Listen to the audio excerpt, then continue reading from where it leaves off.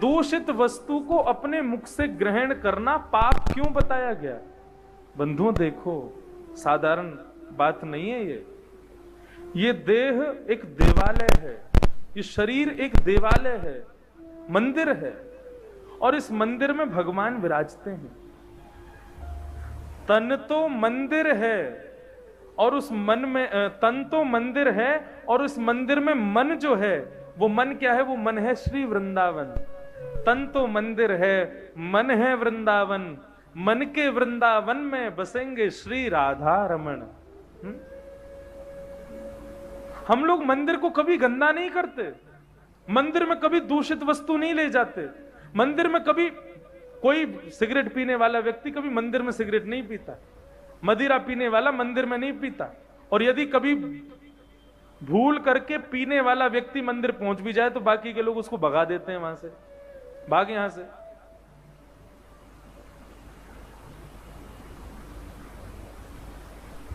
इंसान के द्वारा बनाए गए मंदिर में हम कोई भी गलत काम नहीं करते, तो फिर भगवान के द्वारा बनाए गए शरीर में सारे गलत काम क्यों करते हैं हम सबके हृदय में भगवान विराजमान हैं। किसी भी दूषित वस्तु को अपने मुख से धारण नहीं करना चाहिए।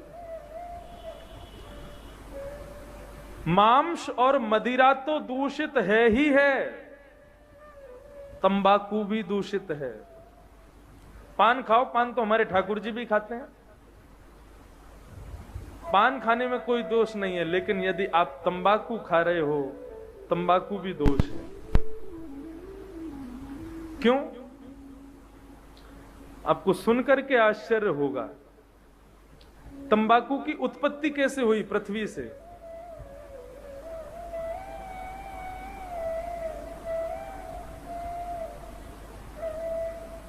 देवता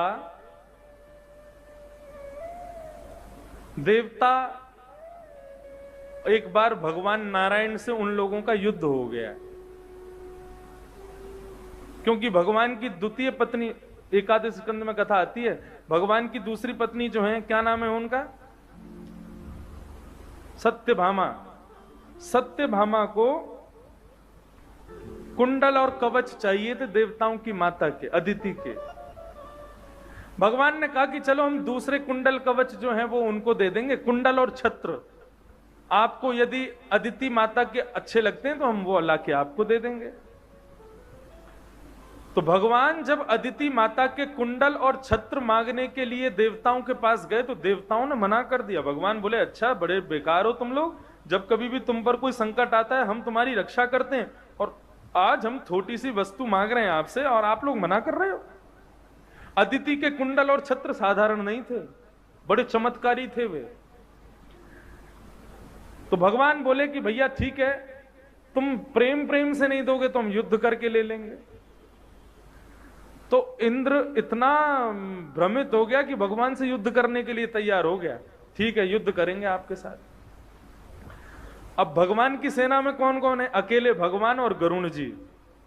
और देवताओं की सेना में कौन है? 33 करोड़ देवता। सब भगवान के सामने खड़े हो गए युद्ध करने के लिए, नारायण भगवान के सामने।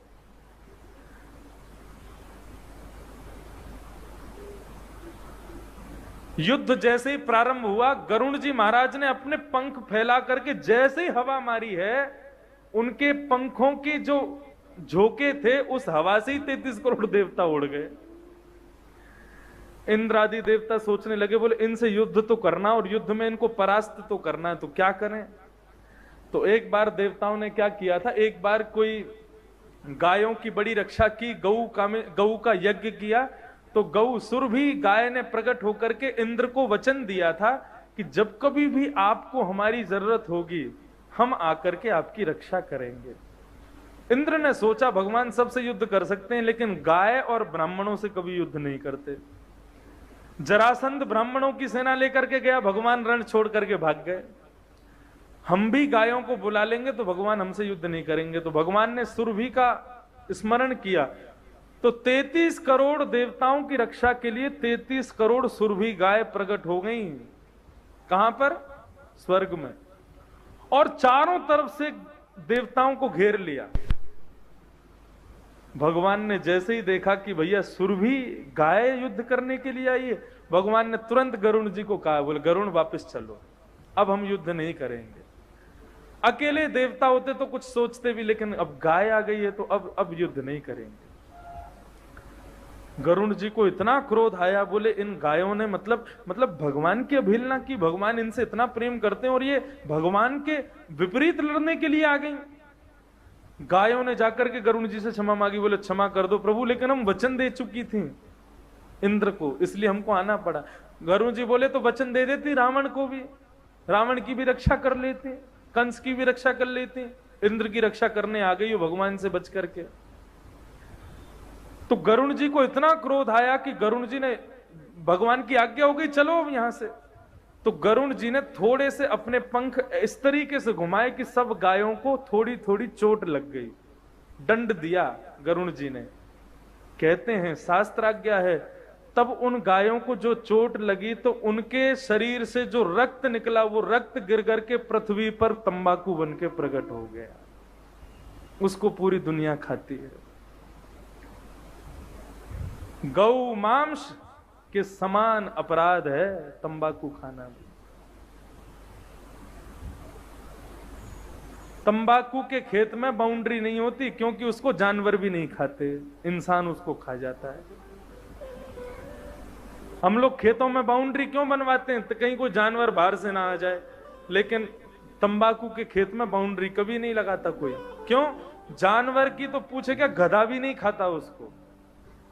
अत्यंत भूखा गधा हो ना, वो कुछ भी खा जाता है, वो भी तंबाकू नहीं खाता। इंसान कितना गया गुजरा उस तंबाकू को भी खा जाता है, इसलिए उसको भी पाप बताया गया है।